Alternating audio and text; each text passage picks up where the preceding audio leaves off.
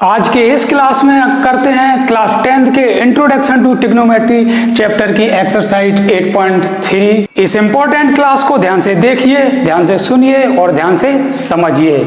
Start करते हैं इस इंपॉर्टेंट क्लास को, जो कि बिल्कुल ही आसान है। सबसे पहले करते हैं इसका क्वेश्चन नंबर 1। क्वेश्चन नंबर 1 को पहले समझते हैं। इसमें दिया गया है express the trigonometric ratio sin a sec a and tan a in terms of cot a।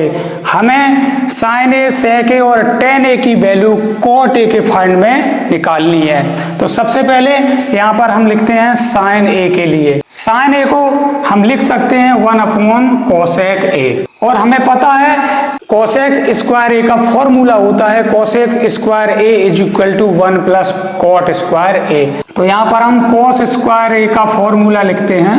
cos square a is equal to होता है 1 प्लस cot स्क्वायर a। अब यहाँ पर हम cosec a को एज इट इज लिख लेंगे, और ये जो cosec पर स्क्वायर लगा है इसको इक्वल के दूसरे साइड ले जाएंगे तो ये रूट लग जाएगा इस वैल्यू के ऊपर। तो यहाँ पर हो जाएगा 1 प्लस cot स्क्वायर a। तो यहाँ से हमें ये cosec a की वैल्यू मिली है, जो कि यहाँ पे हम पुट कर देंगे। तो हम यहाँ sin a को एज इट इज लिख लेंगे, और 1/cosec a की जो वैल्यू यहाँ हमने निकाली इसको हम यहाँ पर लिख देंगे 1 प्लस cot स्क्वायर a।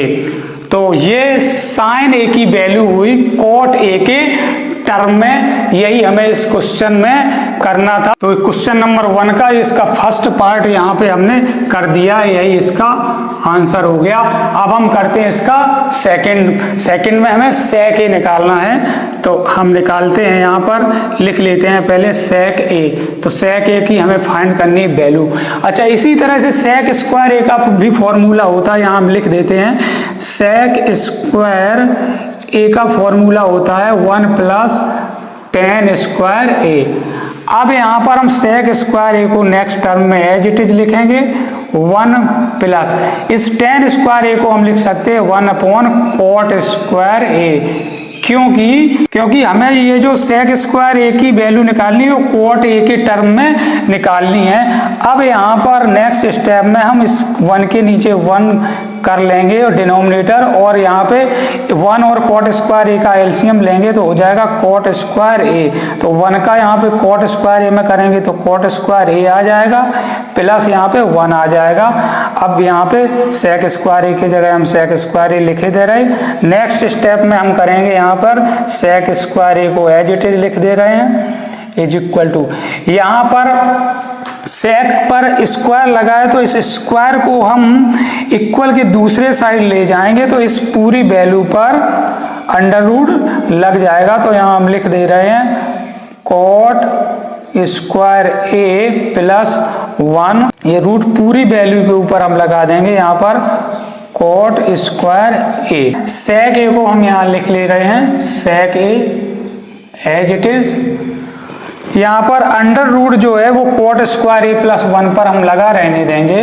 जो अंडर रूट है वो हम यहाँ पर cot स्क्वायर a प्लस 1 पर तो लगा रहने देंगे, लेकिन ये जो नीचे का cot स्क्वायर a है इसका जो स्क्वायर होगा वो रूट से कैंसिल हो जाएगा। तो नीचे यहाँ पर क्या बचेगा, cot a बचेगा।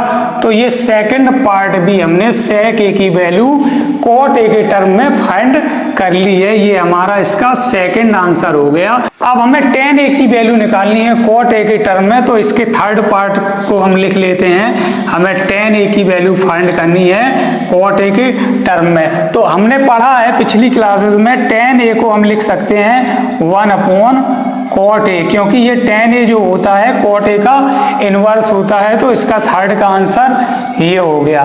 तो इस तरह से क्वेश्चन नंबर 1 यहाँ होता है कंप्लीट। अब हम करते हैं क्वेश्चन नंबर 2। अब हम करते हैं इसका क्वेश्चन नंबर 2। पहले क्वेश्चन नंबर 2 को अच्छी तरह से समझते हैं। Right all the other trigonometric ratios of angle a in terms of sec a। इस क्वेश्चन में हमें all other trigonometric ratios find करने हैं एंगल a के, जो कि sec a के टर्म में। तो सबसे पहला फर्स्ट रेशियो हम निकालते हैं sin a का।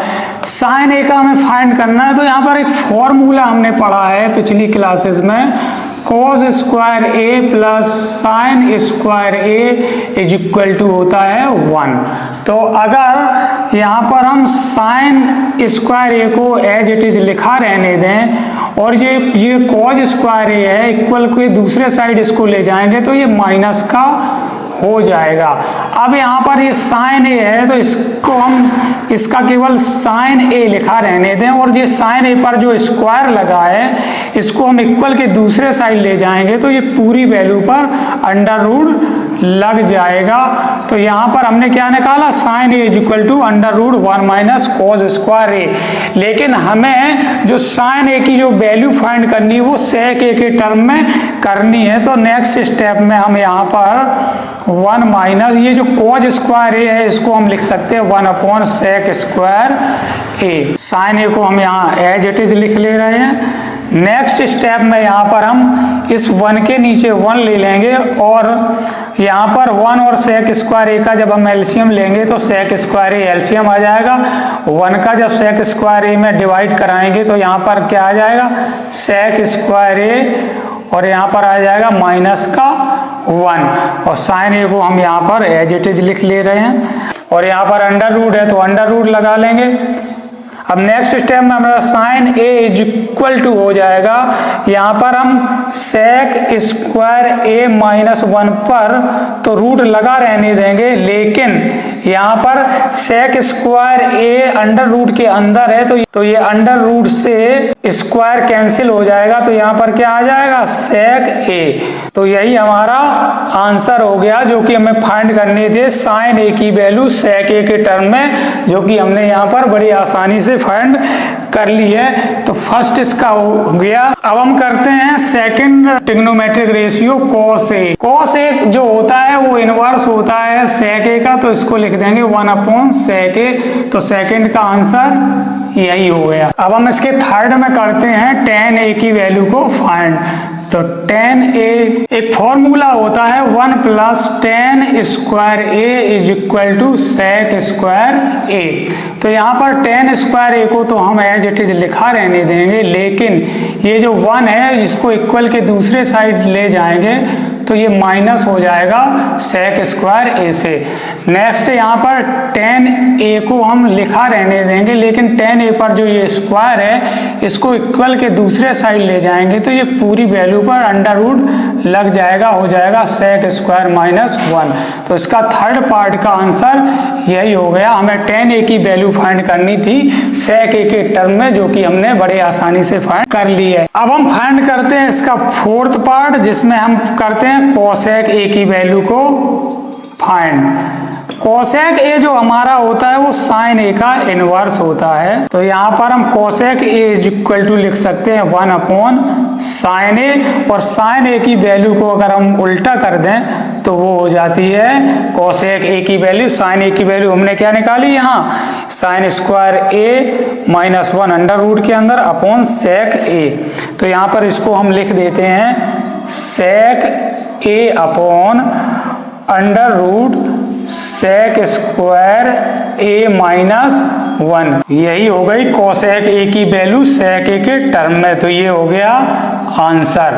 अब लास्ट ट्रिग्नोमेट्रिक रेशियो बचा है जो कि क्या है, कॉट ए। तो अब हम लिख लेते हैं फिफ्थ पार्ट इसका, कॉट ए। हमें कॉट ए फाइंड करना है। हमें पता है कॉट ए भी tan ए का इनवर्स होता है, तो इसको 1 अपॉन tan ए लिख देते हैं। और यहाँ पर कॉट ए की वैल्यू फाइंड करने के लिए tan ए की जो वैल्यू हमने निकाली है वो यहाँ पर रख देते हैं 1 अपॉन tan ए की प्लेस पे हम कितना लिख दें, सेक स्क्वायर ए माइनस 1। तो ये हमारा इसका नेक्स्ट आंसर हो गया, जो कि हमें कॉट ए की वैल्यू फाइंड करनी थी सेक ए के टर्म में। तो ये हमने कर लिया। तो इस तरह से क्वेश्चन नंबर 2 यहाँ होता है कंप्लीट। आई होप इस क्वेश्चन का सॉल्यूशन आप सभी को बहुत अच्छे से समझ आया होगा।